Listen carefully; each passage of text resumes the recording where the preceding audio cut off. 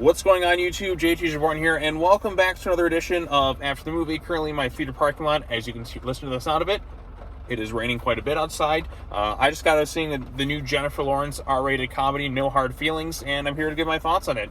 It feels like a long time since I've gone to just an R-rated comedy, like in theaters, although this one definitely has its elements of drama in it too, but it feels like it's been forever since I went to go see a pure, like, R-rated comedy, something that's advertised as that. Like I said, it feels like it's been a very, very long time. I think the last R-rated comedy I watched was Unbearable Weight of Massive Talent, but other than that, I don't really go see comedies in theaters so much anymore. It's really just kind of the big spectacle films. Comedy in theaters, like especially the R-rated ones and like the big popular PG-13 ones, you don't really see those things like do as well. They're not as big as they used to be. Usually they kind of go to streaming, and that's where people kind of check them out. But it's kind of hard to do comedy, I feel like, with a lot of stuff these days. So the story this time around is Jennifer Lawrence plays this woman who's kind of down on her luck, if you will. She sees an ad, like her car gets repossessed. She sees an ad where she has to date some rich parents' kid, kind of get him out of his shell, maybe have a little bit of fun time. And she gets this old kind of 1990s like Buick vehicle or something like that, and so she's pretty desperate. She's going to lose her house if she doesn't have a car to kind of drive around and do her job. So she's not in the best of places right now, so she's kind of desperate. So she decides to go off and do this thing. The kid himself is getting ready to go off to Princeton. The parents are trying to get him out of the shell, but they don't want him to know about it. And hilarious hijinks ensues, if you will. So casting this time around, you just have Jennifer Lawrence, then you have another actor who plays the guy going to Princeton. He's obviously a lot younger than she is. There's about a 10-year age gap. Matthew Broderick is the dad, and he has a few funny bits in this thing. I don't really recognize anybody else other than Lawrence and Broderick in this thing. And I do think Jennifer Lawrence did a pretty good job for the most part overall. There definitely are some more R-rated raunchy scenes in here, particularly one where she has to beat the hell out of some people after her clothes got taken, and you do get a glimpse of Jennifer Lawrence. So if you're here for that, and if you didn't look at the stuff that came out a few years ago, then there you go. You get a glimpse of that. But I think the strong suit of this thing is when her and the guy going off to Princeton have their scenes together, because they do have pretty good on-screen chemistry. Some of the real jokes kind of come from this kind of dorky, awkward teen going off to college, is a real fish out of water, is really kind of naive and doesn't know any better. And there's a few funny bits in the movie that definitely had me laughing. It's not like a big gut busting, like it's like tears like type laughing. It's not a loud laughter, but it's like kind of a nice, like sort of subtle laughter throughout the course of the movie. There's a few times where I chuckled. Nothing that just like tears coming out of my eyes type laughing, but I think for the most part it's pretty decent. Then towards like the later portion of the movie, we do get the whole like the liar revealed storyline, which is something that's you've seen in a ton of other movies. You kind of know where things are going to go from there.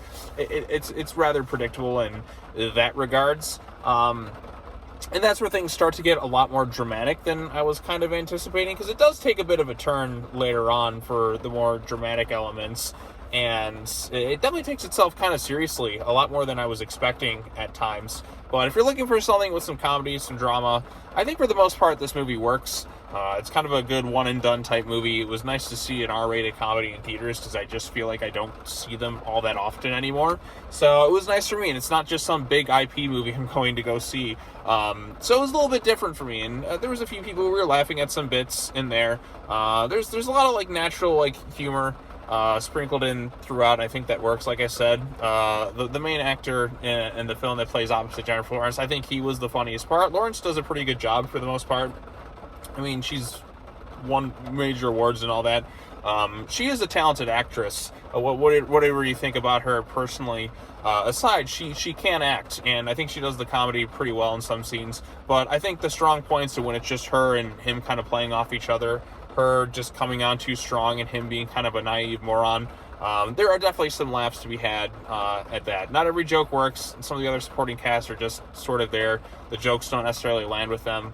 But I think if you're looking for something kind of simple, then this will get you a few laughs here and there, and it's kind of harmless, if you will. It doesn't really push the envelope so much in terms of its comedy. Like, it feels like they're going to kind of go somewhere with some of the zany comedy, but it's a little bit more restrained than that. So, like I said, I classify this as more of like a comedy slash somewhat drama at times, but it does have its funny moments throughout.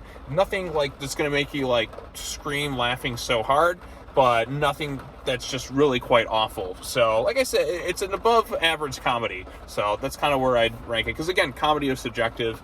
It's not a new movie that's going to stick with me for years to come, but it's a movie that I didn't mind while I was watching it. I think for the most part it works. So no real terrible major complaints. Again, with comedies, like, if I'm laughing like sporadically throughout, at least that's better than no laughs at all. Because the worst type of bad movie is, aside from just a pure boring one, is an unfunny comedy. Because those are just painful to sit through. And I've sat through some real stinkers in the theater.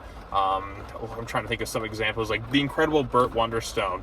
That was awful. Or Father Figures with Owen Wilson and Ed Helms. I'm just thinking a few off the top of the head that I've talked about, but those are examples of painful comedies to sit through because they're just not funny. At least this one had some genuine laughs at times. So, yeah, there you go. That's all you really have to say. Not much else to summarize about this movie. I think people will generally enjoy this thing. It's not going to be one of those iconic comedies for years to come, but it had a few laughs, so it wasn't half bad. But anyways, that's all I really have to say. Post your comments down below if you saw No Hard Feelings, and let me know what you think of it. Next review, I got to see Transformers, I got to see Indiana Jones. So over the next couple of days, I think I might see Indiana Jones tomorrow, and then I think I might see Transformers on Tuesday, potentially, or Monday or something. Or I might do a double feature tomorrow. Who even knows? It's the weekend, so 4th of July is coming up, so lots of stuff to talk about. But anyways, that's all I got to say. As always, take care now. Bye-bye then, and I will see you all in the next video. Peace.